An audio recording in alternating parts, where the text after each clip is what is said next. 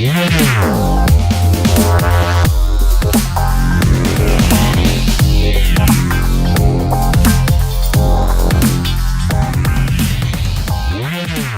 guys, welcome to our Simpler Interface Overview. This is Dan from EDM Academy, and today we'll be looking at the functions of the Simpler device in Ableton.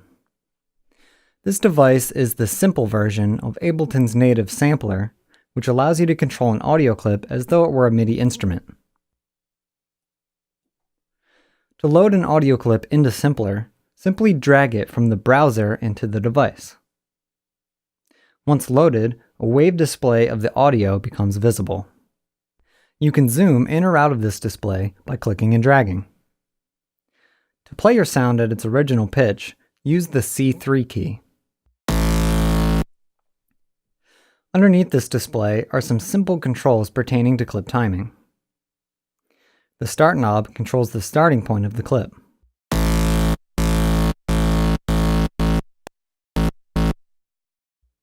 The Length knob controls the end point of your clip.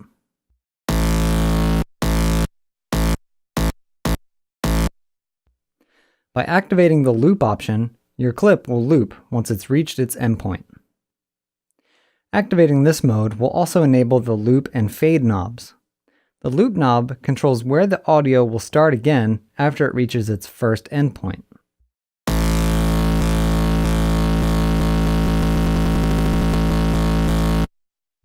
The Fade knob will add a gradual fade to the start and end points of your loop.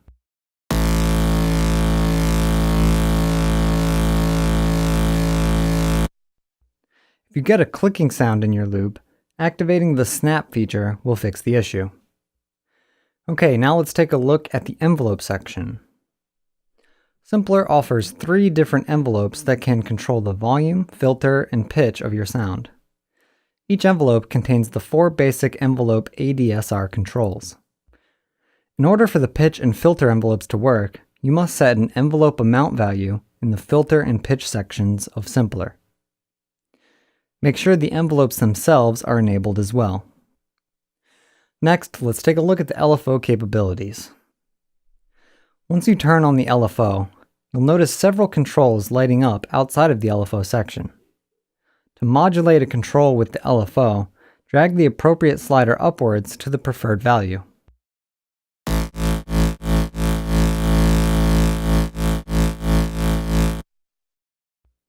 The LFO can modulate the volume, panning, pitch, and filter controls of your audio.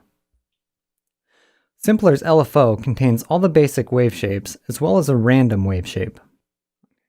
The rate selector can be used to switch the LFO's speed selection between frequency and a synced beat mode. The slider underneath controls the LFO speed. The attack slider can be used to gradually introduce the LFO modulation as the note is held.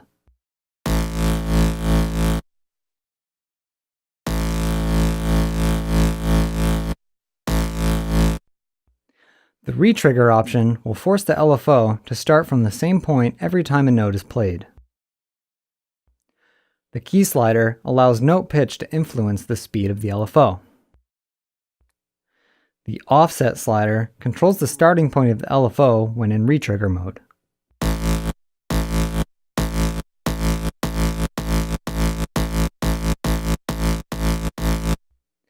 That covers everything in the LFO section. Now let's take a look at the filter controls.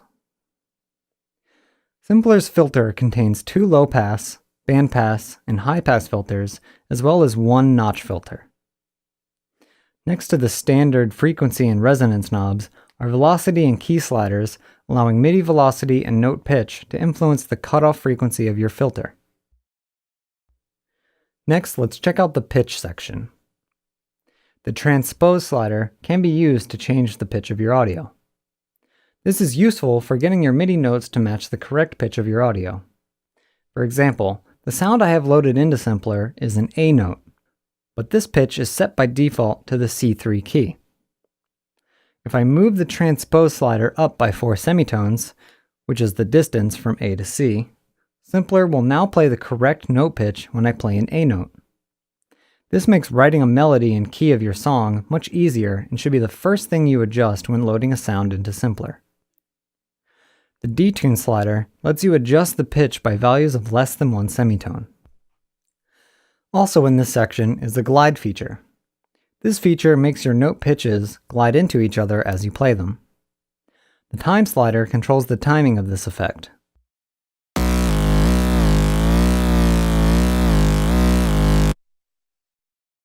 Standard glide mode will only glide one note at a time for singular note melodies, while portamento mode will glide entire chords.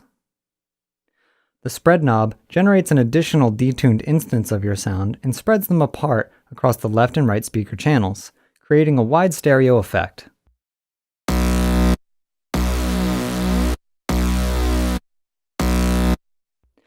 Now there are only a few controls left in Simpler. The pan knob controls the global panning of your clip. The random slider will apply a random panning value between left and right for every note played.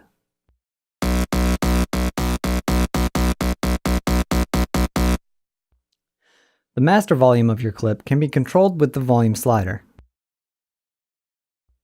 The velocity slider controls how much influence MIDI velocity has over your clip's volume. The voice menu lets you limit how many notes can be played at the same time. The voice retrigger option forces notes of the same pitch to retrigger immediately when played again. This is only noticeable when using a longer release value in your volume envelope.